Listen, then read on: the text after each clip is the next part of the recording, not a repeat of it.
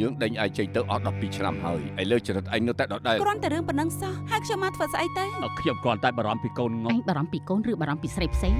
តំណុំសុកសានមួយនេះមានប្រឡាក់ដល់ឈឹមឪពុកខ្ញុំ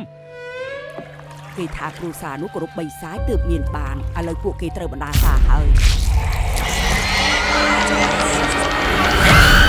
គេស្លាប់នៅម៉ោងមានគ្រោះដូច្នេះសពទៅតែកប់នៅយុគនេះ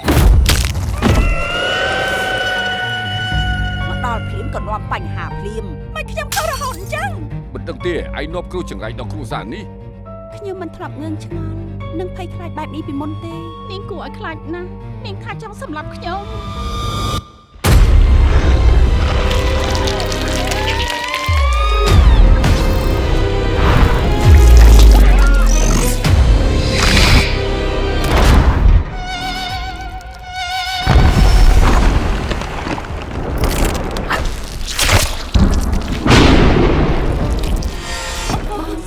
បងខ្លាចខ្ញុំដែរទេ ជាប្អូនស្រីរបស់បង មិនបងស្រីអញទេ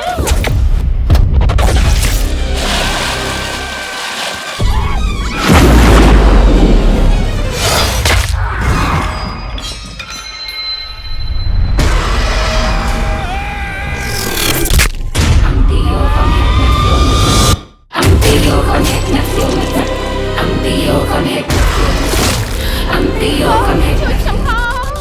កូនងប់មីញូ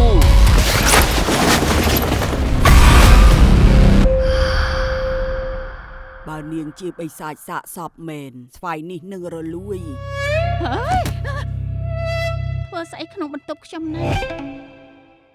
ដេកវិញទៅ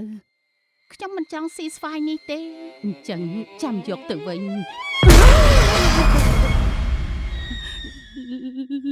លែងដៃ